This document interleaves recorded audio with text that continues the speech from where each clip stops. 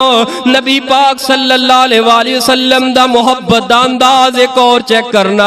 حضرت ابو ہریرہ فرماندے نے ایک دن سفر دے اوپر سا نبی پاک دے نال، اس طرح کر کے اصحاب رسول دے خیمے اس میدان دے اندر لگے ہوئے سن۔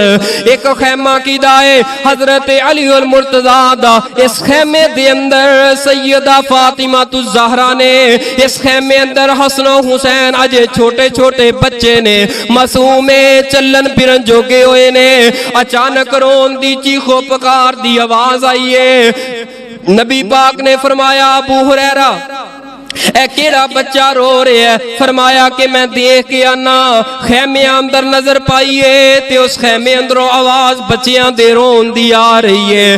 حضرت ابو ہریرہ فرماندے نے میں خیمے دے آواز دیتی ہے، سیدہ فاطمہ نے جواب دیتا ہے، فرمایا اے ابو ہریرہ پانی ختم ہو گیا ہے، پیاس دی وجہ دے نال اس بیابان جنگل دے اندر اس سفر دے اندر پانی کوئی نہیں میرے کول، سارے دا سارا پانی ختم ہو گیا ہے، پیاس دی وجہ تو میرے حسن و حسین لختے جگر رو رہے رہے۔ نبی پاک نو دسیا گیا، نبی پاک نے سارا کم چھوڑ کے صحابہ دے جمگٹے اندروں نکل کے اپنے نواسیاں دوانوں اپنے گل دے نال لگا لے ہے۔ میرے پیغمبر نے فرمایا میرے صحابہ سارے خیمیاں دے اندر دوڑ لگا کے جلدی پانی لے کے آؤ۔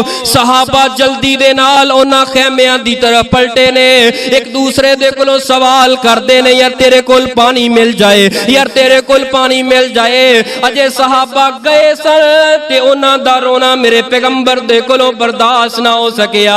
میرے پیغمبر نے اپنی زبان مبارک کڈیے حضرت حسن دے منہ اندر پا دیتی ہے، حضرت حسین نے زبان مصطفیٰ نو چوسے آئے، لعاب مصطفیٰ نو اپنے گلے دے اندر نگر رہے آئے اور جان اندر جان آئیے تے خاموش ہو گئے نے۔ یہی انداز حضرت حسین دے منہ دے اندر زبان پا چھوڑیے، حضرت حسین بھی خاموش ہو گئے۔ میرے پیغمبر نے فرمایا اس زمین تے جڑا میرے حسن و حسین نو ستائے گا گویا او منو ستائے گا، جڑا انہاں نو روائے گا او منو روائے گا، جڑا انہاں نو تنگ کرے گا او منو تنگ کرے گا۔ حسن و حسین دے نال میں بڑا پیار کرنا، بڑیاں محبتاں کرنا۔ کون حسن و حسین نے قربان جاواں۔